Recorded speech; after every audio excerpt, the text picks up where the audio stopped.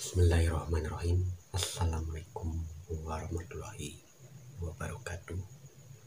Alhamdulillah wa syukurillah. Puji syukur kehadirat Allah Subhanahu wa Ta'ala yang telah memberikan segala nikmatnya, baik nikmat lahir maupun nikmat batin. Serta tidak lupa kita limpahkan salam serta salawat ke baginda Rasulullah sallallahu alaihi wasallam beserta keluarga dan para sahabat-sahabatnya. Bismillahirrahmanirrahim. Asyhadu an la ilaha illallah wa asyhadu anna Muhammadar Rasulullah. Allahumma shalli ala sayyidina Muhammad wa ala ali sayyidina Muhammad. Rabbi shodri wa yassir amri wahlul 'uqdatam min lisani yafqahu qawli. Amma ba'd. Sahabat Kang Darman Desa dimanapun berada, alhamdulillah pada kesempatan kali ini saya akan menyampaikan perihal tentang zikir nafas, kalam ilahi. Ya, karena nafas ini adalah kalam atau ucapan Allah yang tak berhuruf, tak bersuara, tak berkalimat. Karena nafas ini kalam yang menyatakan keadaan-keadaan ketika kita berzikir nafas. Nah, keadaan yang mana? Itu keadaan ketika kita masuk ke wilayah rohani. Karena zikir nafas adalah salah satu perjalanan jiwa yang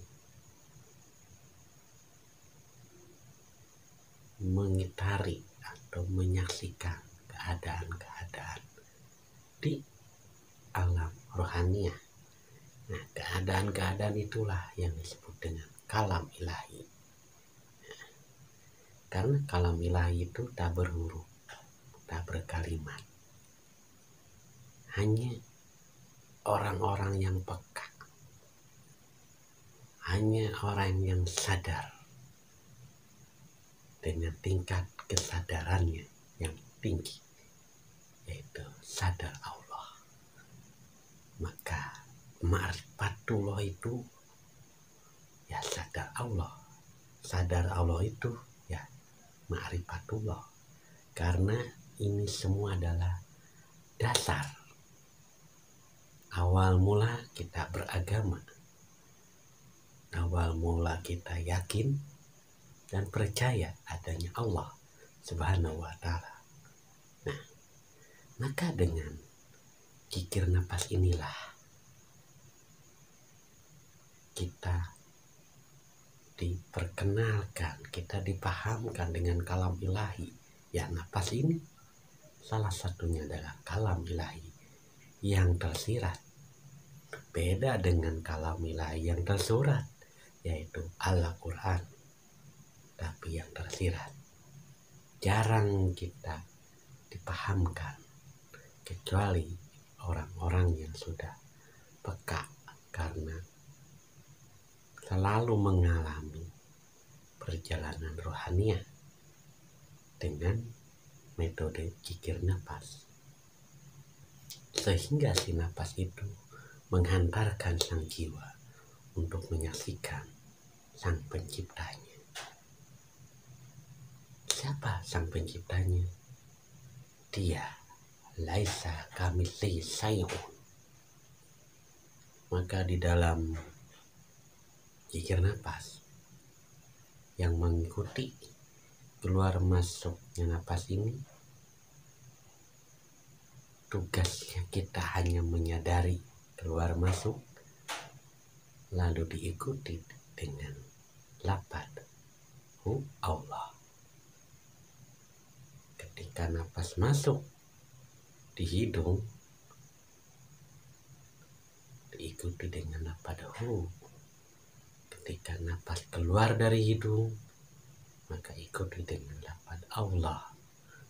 semuanya diiringi di dalam batin. Nah, maka disitulah kalam ilahi atau keadaan.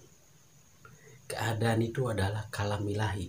Kalau lebih jelasnya, tulisan-tulisannya sang ilahi. Ya, keadaan itu.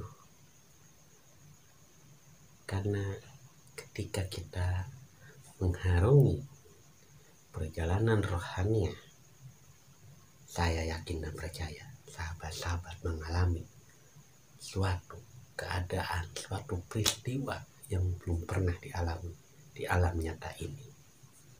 Karena itulah kalamnya, kalam ilahi, yaitu tersirat. Maka sahabat-sahabat yang mengamalkan zikir nafas,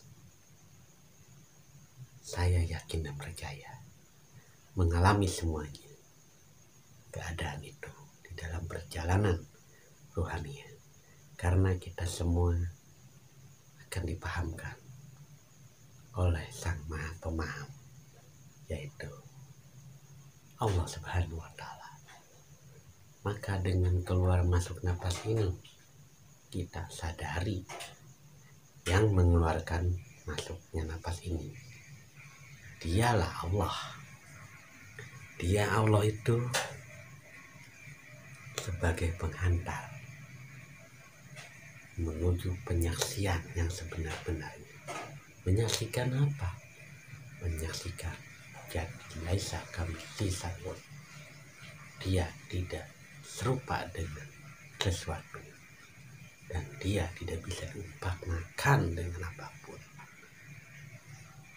Jadi laisa kamitslihi, tidak serupa dengan makhluk, karena dia bukan makhluk, tapi dia yang meliputi seluruh makhluk ciptaannya yang ada di muka bumi ini. Maka keyakinan kita semakin bertambah, keimanan kita semakin bertambah, jikalau kita selalu mendekat kepada Sang Ilahi. Dengan kalam ilahi inilah sebagai gerbang menuju penyaksian. Napas ini diciptakan oleh Sang Ilahi, maka dia disebut dengan kalam ilahi karena yang menunjukkan jalan. Nah, kalau nggak ada tulisan di jalan, pasti kita ke sasar. Ya kelewat lah kan itu. Tapi